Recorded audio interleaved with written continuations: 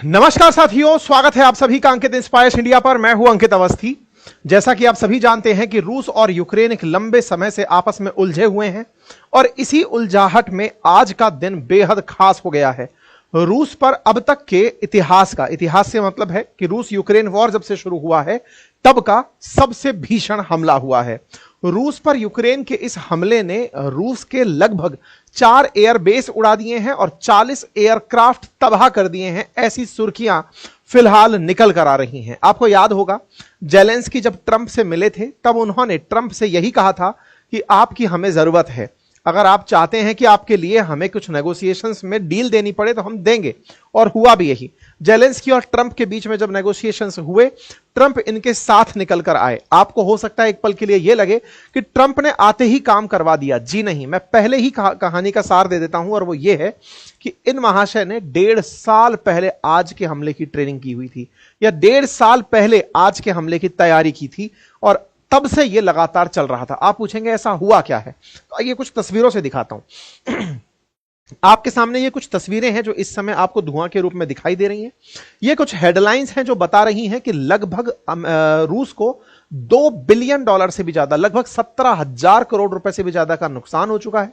ये सभी हेडलाइंस हैं जिसमें यूक्रेन के द्वारा यहां पर किए गए ड्रोन हमले की बात है। आपके दिमाग में प्रश्न आएगा, ऐसा कैसा ड्रोन हमला कर दिया इन्होंने जिसकी वजह से ये सारी चीजें हो रही हैं। तो आइए मैं आपके सामने कुछ तस्वीरें दिखाता हूं, उससे आप अंदाजा लगाएंगे कि यह हमला कैसा था। यहां पर आप तस्वीरों को और गहराई से देखेंगे तो आप पाएंगे कि यह कोई फाइटर जेट है। इस फाइटर जेट के ऊपर से ड्रोन उड़कर जाता है और उड़कर के उस ड्रोन ने इस तरह से उड़ते हुए फाइटर जेट को निशाना बनाना शुरू किया। तरीका क्या रखा इन्होंने जिसकी वजह से पूरी दुनिया सरप्राइज्ड है, वो तरीका यह था कि ये फाइटर जेट के ऊपर जाकर के ड्रोन खुद से एक गोला लेके गया, वही गोला फेंका और खुद तबाह हो गया। अब आप पूछेंगे कितने ड्रोन थे, कहां कहां फेंक दिए। कहा जा रहा है कि यूक्रेन की सीमा से रूस के अंदर 1800 किलोमीटर तक, कुछ अखबार तो यह कवर कर रहे हैं कि बॉर्डर से 4000 किलोमीटर की दूरी तक भी एयर बेस को निशाना बनाया गया है। फिर दूसरा सवाल बनेगा कि इतना दूर तक अगर निशाना बना रहा है तो यहां तक ड्रोन पहुंच कैसे गया। भाई बड़ा लॉजिकल सा सवाल है कि रूस और यूक्रेन की सीमा में यूक्रेन के पास ऐसा सामर्थ्य नहीं था कि वो अंदर घुस के हमला कर सके। ऐसे में इसने ड्रोन का सहारा लिया। लेकिन ड्रोन सीमा से 1800 किलोमीटर दूर कैसे जा सकता है। जैसे अभी भारत पाकिस्तान का जब कॉन्फ्लिक्ट हुआ था उस समय पर पाकिस्तानी ड्रोन भारत में आ रहे थे बॉर्डर से उड़ करके और हम उनको वहीं की वहीं उड़ा दे रहे थे। ऐसे में बड़ा सवाल यह है कि ऐसे कौन से ड्रोन आ गए जो 1800 किलोमीटर तक चल जा रहे हैं। तो आपको जानकर आश्चर्य होगा, इन लोगों ने इतने छोटे छोटे से ड्रोन उड़ाए थे। इतने छोटे से ड्रोन 1800 किलोमीटर तक जा नहीं सकते। तो फिर क्या था, इन्होंने भाई साहब तगड़ा कमाल किया। इन्होंने यह किया कि ट्रकों में भर के ड्रोन भेजे। ट्रकों में ड्रोन गए, उन ट्रकों के ड्रोन जो भर के गए थे वो ऊपर से छत खुल करके उसमें से ड्रोन निकले और निकल करके पूरी तरह जाकर के जहाजों पर गिरना शुरू कर दिए। अब आप पूछेंगे तो कोई फिल्मी सीन सा लग रहा है। बिल्कुल फिल्मी सीन है जिसको देखकर एक पल के लिए संभवतः आप लोग यकीन ना करें कि बॉर्डर से इतना दूर ओलन्या, इवानोना, डायागिलोव और बेलाया, ये बेलाया तो 4000 किलोमीटर दूर तक बताया जा रहा है यूक्रेन की सीमा से। इन सीमाओं तक जाकर के ये फाइटर जेट्स के ऊपर फटे थे। ठीक है, यहां पर तस्वीरें कुछ इस तरह से निकल कर आ रही हैं कि यूक्रेन से मतलब जो नजदीक थे और दूर तक भी थे, तो दूर तक इन्होंने 4000 किलोमीटर तक मार की है। ये कुछ डेटा निकल कर आ रहा है। अब आपके सामने कुछ वीडियो दिखाता हूं मैं। यहां पर कुछ ऐसा हो रहा है कि ये ड्रोन उड़ रहा है, यहां पर ये फाइटर जेट खड़ा है। असल में ये जो फाइटर जेट है ना, ये फाइटर जेट ना होकर बॉम्बर है। बॉम्बर से मतलब है ये बॉम्ब गिराने के काम आता था यूक्रेन के ऊपर। रूस इन्हीं बॉम्बर से जाकर यूक्रेन पर बॉम्ब गिराता था।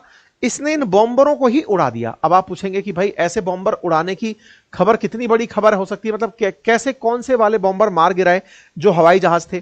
तो कहा जा रहा है कि यहां पर A-50, Tu-95 और Tu-22 नाम के जो बॉम्बर्स हैं ना उनको मार गिराया गया है। ये जो A-50 नाम का बॉम्बर है ये रूस के पास खुद ही 10 है संख्या में, मतलब ये बहुत ही उन्नत किस्म का है। रूस ने खुद भी इनको 10 की संख्या में बनाया हुआ है। इन बॉम्बर्स को, जो बॉम्बर्स जाकर रूस पर बॉम्ब गिराते और यूक्रेन पर बॉम्ब गिराते थे, उनको इन ड्रोन से मार गिराया गया है। ऐसी अपडेटेड जानकारी यहां पर आ रही है। आपके सामने यहां पर कुछ इस तरह की तस्वीरें आ रही हैं। अब आपके दिमाग में बहुत सारे प्रश्न खड़े हो गए होंगे। पहला प्रश्न तो यही कि भाई यूक्रेन से रूस तक ट्रक भी कैसे गया। क्या रूस की सिक्योरिटी एजेंसी फ्लॉप मार गई थी क्या, नंबर एक। नंबर दूसरा, ट्रक से ऑपरेट कौन कर रहा था? अगर ट्रक से ड्रोन निकलकर जा रहा है हवा में उड़ते हुए एयरफील्ड पर जाकर गिरने के लिए, तो ऑपरेट कौन कर रहा था? और तीसरा, रूस की इतनी बड़ी सुरक्षा एजेंसी के बारे में हम कहते हैं कि इनके पास S-400 है, 300 है, 500 है, वो सब क्या कर रहे थे? एक एक करके सारों का जवाब सुनते हैं। नंबर 1, इन्होंने ट्रक को स्मगलिंग करके अंदर पहुंचाया था। अब आप पूछेंगे क्या रूस के अंदर स्मगलिंग? जी हां, करप्ट हर देश के अंदर लोग होते हैं, देशद्रोही हर देश के अंदर होते हैं। ऐसे ही रूस के कुछ लोगों को इन्होंने रिश्वत देकर के या किसी भी तरीके से पिछले 1.5 सालों से एक एक करके सामान को अंदर पहुंचाया था, अंदर पहुंचाया। नंबर दूसरा काम, ट्रकों को इस प्रकार से सिखाया गया था कि यहां से उड़ने वाले ड्रोन पूरी तरह आर्टिफिशियल इंटेलिजेंस से निकलकर जा रहे थे। ये सारे के सारे ड्रोन दूर से ऑर्डर पा रहे थे, इनको ऑर्डर दिया जा रहा था। इनको अगर कोई चेक करता तो ट्रक के अंदर ही इन्हें फ्लैट बॉक्सेस में भरकर रखा हुआ था। यानी ऊपर से देखकर आप अंदाजा यह नहीं लगा सकते कि अंदर से ड्रोन निकलकर आएगा, और वो ड्रोन अपने अंदर बारूद भरकर ले जा रहा था। तो स्मगलिंग करके अंदर तक ट्रकों को पहुंचाया, ट्रकों से ड्रोन निकल करके एआई टेक्नोलॉजी के माध्यम से, आर्टिफिशियल इंटेलिजेंस के माध्यम से जाकर के बेसिस को नुकसान पहुंचाई। तीसरा सबसे जो इंपॉर्टेंट पार्ट है वो ये कि उन ट्रकों का क्या हुआ? वो ट्रक आत्मघाती ट्रक थे। आत्मघाती से मतलब इनके ड्रोन निकले, उसके बाद खुद से खुद को आग लगा लिए और ट्रक वहीं की वहीं स्वाहा हो गए। तो आज मैं आपको वो तस्वीरें भी दिखाऊंगा जहां पर ट्रक तबाह हुए दिख रहे हैं। तो देखो, ये तो सारे बॉम्बर्स में आग लगती हुई है जो दूर से आपको दिखाई दे रही है तस्वीरों के अंदर कि किस तरह से एयर बेसिस पर आग लगी पड़ी है। ठीक है, यहां पर जैसे ये बॉम्बर है, इसके ऊपर ड्रोन जा रहा है, ड्रोन जाकर के बिल्कुल नजदीक जाकर के इसी में फट जा रहा है। तो इस तरह से यहां पर आप कीव इनसाइडर का देख सकते हैं कि क्या हुआ है। और यह काम करने में कोई और नहीं, यूक्रेन की फोर्सेस ने ही काम किया है। देखिए, ये यूक्रेन के द्वारा ही सारा काम किया गया है। इस तरह से इनके बॉम्बर्स को नुकसान पहुंचाया गया। किसी भी देश के लिए, विशेष रूप से रूस जैसे देश के लिए, जो दुनिया में इस बात के लिए अपनी पहचान बनाता है कि उसकी खुफिया एजेंसी सबसे ज्यादा तेज है। नंबर दूसरा, क्योंकि पुतिन खुद खुफिया सर्विसेज में नौकरी कर चुके हैं। दूसरा, उनका इंटरनल डिफेंस सिस्टम बहुत मजबूत है, ड्रोन हमलों को वो काउंटर कर सकते हैं। सोचिए, एयरबेस के बाहर ले जाकर ट्रक खड़ा किया गया, ट्रक से ड्रोन निकलकर गया और एयरबेस के अंदर जाकर के बमगोले फोड़ दिया। यह दुनिया के लिए एक बहुत बड़ी चिंता का विषय भी बन चुका है।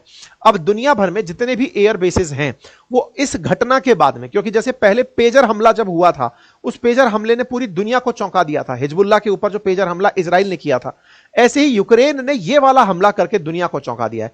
किसी ने नहीं सोचा था कि ड्रोन का उपयोग ऐसे हो सकता है। यूक्रेन की एक यूनिट है जिसका नाम है SBU ऑपरेशन, उसने इस घटना का नाम WEB वेब ऑपरेशन नाम दिया था। और इस वेब ऑपरेशन में इनका मानना है कि 41 हमने रशियन जो एयरक्राफ्ट हैं उनको आज मार गिराया है। जेलेंस्की खुद इस मिशन को लंबे समय से ऑर्गेनाइज कर रहे थे। अब देखिए, मतलब इसकी पूरी प्लानिंग जेलेंस्की के द्वारा की जा रही थी। यहां पर ये ट्रक की तस्वीरें दिखाई गई हैं। ट्रक के अंदर का भाव कुछ इस तरह से है। आप ट्रक में जब अंदर घुसेंगे तो आपको ये केवल और केवल अंदर से खाली ट्रक दिखेगा। उसमें कुछ इस तरह के बॉक्सेस लगे हुए हैं। इन बॉक्सेस के ऊपर से ढक्कन हटता है और उनके अंदर इस तरह से ड्रम रखे मिलते हैं। ये जो यहां से ऊपर के स्लाइड्स हटने वाली चीज भी थी, ये हटने वाला जो काम है ये भी मोबाइल ऑपरेटेड था, दूर से ऑपरेट किया जा रहा था। यहां से ये खुलते और इनमें से ड्रोन निकलते। आप विचार करिए कितने किलोमीटर दूर से यूक्रेन इन कठिन परिस्थितियों में भी इस पूरी घटना को अंजाम देने का ट्राई कर रहा था। मतलब आज 1800 किलोमीटर दूर ऑपरेशन हुआ है, इसकी तैयारियां 1.5 साल से चल रही थी। इसका मतलब इस पूरे कार्यक्रम को उन्होंने बड़े ही गुप्त रूप से किया। रूसी सेना इस बात को नहीं पहचान पाई। इंटरेस्टिंग बात यह भी थी कि यहां पर ट्रक को इस तरह से डिजाइन किया हुआ था कि अगर आप अनवांटेड हैं या फिर आपको नहीं चाहते थे इस ट्रक में होना, ट्रक को ये लगा कि कुछ संदिग्ध है, तो ये खुद से ड्रोन रखे रखे पे मर जा रहा था। तो इस तरह से इस ड्रोन ने कारनामे किए। ये ड्रोन के आप नंबर्स देख सकते हैं, किस तरह से ड्रोन भर भर के यहां पर पहुंचाए गए। ये वो ट्रक्स हैं जो खड़े कर दिए गए थे। इन्हीं ट्रक्स में से इस तरह से सामान निकल करके उड़ करके बॉम्बर्स, देखिए ये एक ट्रक है, ट्रक में से ये ड्रोन निकला और ये जाकर के बगल में तो आग लगा आया ही था, अब कहीं और गया है और कहीं जाकर के आग लगाएगा। अब आप पूछेंगे क्या लोग देख नहीं रहे थे क्या कि ये क्या हो रहा है, किस तरह से हो रहा है? बिल्कुल देख रहे थे। ट्रकों को इस तरह से अपने में से ड्रोन निकालते हुए लोग देख भी रहे थे और कुछ लोगों ने ट्राई भी किया, जो रूस के मतलब अपने लोग थे, कि इसको जाकर रोकें, लेकिन यहां पर ये खुद से ही अपने अंदर आग लगा ले रहे थे। ये देखिए, ये ब्लास्ट होते हुए आपको दिख रहा है कि यहां पे ट्रक के अंदर खुद से ही ब्लास्ट हो रहा है, यानी कि ट्रक को स्वतः ही आत्मघाती रूप से समाप्त करने की ट्रेनिंग दी गई थी और ये ट्रक स्वतः ही आग से खाक हो रहे हैं। ये बहुत सारे ट्रक्स आपको तस्वीरों के अंदर दिखाई दे रहे हैं किस तरह से यहां पर घटना हो रही है। कुछ एक दृश्य ऐसे देखने को मिले जहां पर ट्रक को रोकने के लिए कुछ मतलब जो लोकल्स हैं उन्होंने अंदर ही एंट्री कर दी ट्रक को रोकने के लिए, तो लोकल को देखते ही ट्रक दूर से फट पड़ा है। इस तरह से यहां पर चीजें निकल कर आ रही हैं। ये तस्वीरें हैं आपके सामने, और इस हमले में जो बेलाया नामक एयरबेस है जो बहुत दूर था, वहां पर A-50 नाम का रेयर विमान खड़ा था जिसको इन्होंने मार गिराया है। और यूक्रेन ने बकायदा साफ कहा है कि अगर रूस नहीं रुकता है तो हम ऐसे हमले और ज्यादा करेंगे। ठीक है, इस तरह के हमले करके बकायदा इन्होंने अपनी तरफ से चीजों को डिक्लेयर कर दिया। यहां पर आप लाइव तस्वीरें देखिए, हो सकता है यूट्यूब थोड़ी देर बाद इस वीडियो को पूरी तरह से चलने से रोक दे, लेकिन घटना हुई है तो आप देख लीजिए, बाद में देखा जाएगा जो भी होगा। इधर देखिए, ये यहां पर ये गया और ये आदमी आपको दिखाई दे रहा है, ये रहा, ये अंदर घुसा और घुसते ही ये ब्लास्ट हो गया। ये देखिए, ये आदमी इस ड्रोन वाले कमरे में घुस रहा है, ट्रक में घुस रहा है और ये ब्लास्ट हो गया। ठीक है साहब, इस तरह से बढ़िया यहां पर आप देख सकते हैं कि कैसे बहुत बुद्धिमानी से इन लोगों ने दूर से ही ये सारा AI ऑपरेटेड तरीके से काम किया था। इस ऑपरेशन का नाम वेब रखा था। अब सवाल है, उन्हें कैसे पता था कि ये सब चीज यहां पर मिलेंगी? तो यहां से ये जो चीज आप देख रहे हैं कि ये जो फ्लाइट यहां पर खड़ी हुई हैं, इनकी ट्रेनिंग बकायदा इन लोगों ने बहुत पहले ही सिमुलेशन के माध्यम से दी थी कि ये जो फाइटर जेट्स खड़े हैं या बॉम्बर्स खड़े हैं, यूक्रेन के अंदर इनकी ट्रेनिंग ऑलरेडी दिखा दिखाकर तस्वीरें उनके डमी बना बना करके दी थी, ताकि ड्रोन उसको पहचानने में कोई गलती ना करे कि किस बॉम्बर पर जाकर उसको गिरना है। इस तरह की चीजें यहां पर हुई हैं। ठीक है साहब, ये सारे विजुअल्स हैं, तस्वीरों में केवल और केवल विजुअल्स की बातें हैं। गिनती से लगे हुए बॉम्बर्स को इन्होंने एक साथ मिटा दिया है। तस्वीरें बार बार इसी बात को कह रही हैं। अब सवाल है, यह कारनामा करने वाला व्यक्ति कौन है? तो ये जो वेब नाम का ऑपरेशन दिया गया है, ये यूक्रेन का एक SBU यूनिट है, उसके चीफ हैं वसील मौलिक नामक व्यक्ति के द्वारा इस काम को अंजाम दिया गया है। फिर यूक्रेन की तरफ से एक और तस्वीर आती है जिसमें मतलब रूस के अंदर एक ऐसा ब्रिज है जो कि जोड़ता है यूक्रेन के अंदर जो क्रीमिया वाला रीजन था जिसको कब्जा कर लिया था रूस ने, उसको कनेक्ट करने वाले ब्रिज को इन्होंने दिखाया है कि अगला टारगेट हमारा क्या है। हालांकि ये केवल फैकोलॉजी है, अब तो कुछ नहीं हो पाएगा ऐसा। इन्होंने जो करना था वो काम कर दिया। इससे परिणाम क्या निकला? रूस का बाजार इस समय बुरी तरह गिर गया है, ऐसी सुर्खियां इस समय निकल कर आ रही हैं। यूक्रेन के लोग मजे ले रहे हैं कि आपके पास इतने करोड़ों के हवाई जहाज थे, हमारे कुछ डॉलर्स के ड्रोन्स ने जाकर के उन्हें मिटा दिया है। इस तरह से इस समय मजाक चल रही है। लोग कह रहे हैं कि यूक्रेन का एयरक्राफ्ट कैरियर बना एक ट्रक जिसने पूरी तरह से एयरक्राफ्ट्स को मार गिराया है। ठीक है साहब, ये तस्वीरें हैं और इस तरह से सब लोग सब तरफ से चर्चाएं कर रहे हैं। तो अब बात आती है कि क्या यूक्रेन के समर्थन में ट्रंप थे क्या जब ये घटना हो रही थी? तो देखिए, लोगों का कहना है कि ट्रंप के बिना तो ये कैसे ही हो सकता था। ये बात तो सही है, लेकिन जेलेंस्की पिछले 1.5 साल से इसकी तैयारी कर रहे थे, तब ट्रंप नहीं थे, नंबर 1। नंबर दूसरा, अगर इस बात की कानो कान किसी को खबर लग जाती तो रूस इस काम को नहीं होने देता, अपने अंदर सघन जांच बिठा देता। इसलिए इसे टॉप सीक्रेट मिशन रखा गया। तो अमेरिका से इस बारे में पूछा गया, ट्रंप के एडमिनिस्ट्रेशन से पूछा गया कि क्या आपको इसकी जानकारी थी? उन्होंने साफ साफ इनकार कर दिया है, हमें इस घटना की जानकारी नहीं थी। वहीं यूक्रेन से पूछा जा रहा है, उन्होंने कहा था हमने बताया था। अब देखना होगा कि ट्रंप इस बात से इनकार करके यूक्रेन पर आगे आने वाले समय में जो कहर बरपने वाला है उससे अपने आप को दूर रख पाएंगे या नहीं, यह देखने का विषय होगा।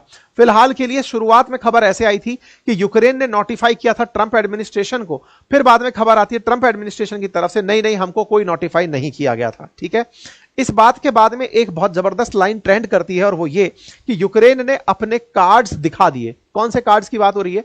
असल में ट्रंप ने जब जेलेंस्की गए थे मिलने के लिए तो उनसे यह कहा था कि तुम्हारे पास कोई पत्ता नहीं है, सारे पत्ते हमारे पास हैं। ऐसे में जेलेंस्की ने अपने पत्ते दिखा दिए और बताया कि मैं इन जो फाइटर जेट्स हैं इनको खत्म करने जा रहा हूं। तो कुल मिलाकर के ये सारी कहानी है। अपडेट मैंने पूरी तरह से आपको दे दिया है। अब जानकारी के रूप में अपडेट देंगे जब पुतिन यूक्रेन के ऊपर कोई बदले की कार्रवाई करेंगे। पुतिन को इतना उकसाया जो जा रहा है, हो सकता है कि इस उकसावे की कार्रवाई में यूक्रेन का बहुत ज्यादा नुकसान हो जाए।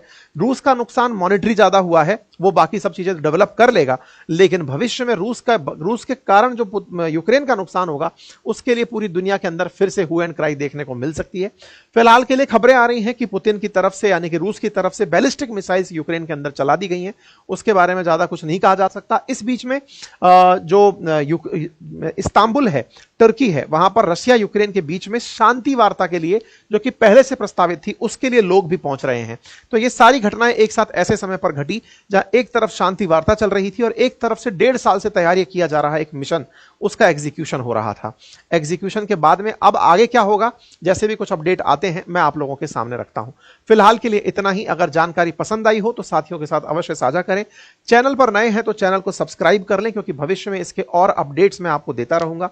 साथियों, चूंकि ये सेशन थोड़ी ही देर में YouTube द्वारा रेस्ट्रिक्ट कर दिया जाएगा, क्योंकि मैंने इसमें आपको कुछ लाइव बॉम्ब चलाते हुए दिखाए हैं जो YouTube पॉलिसी के हिसाब से शायद ठीक नहीं है।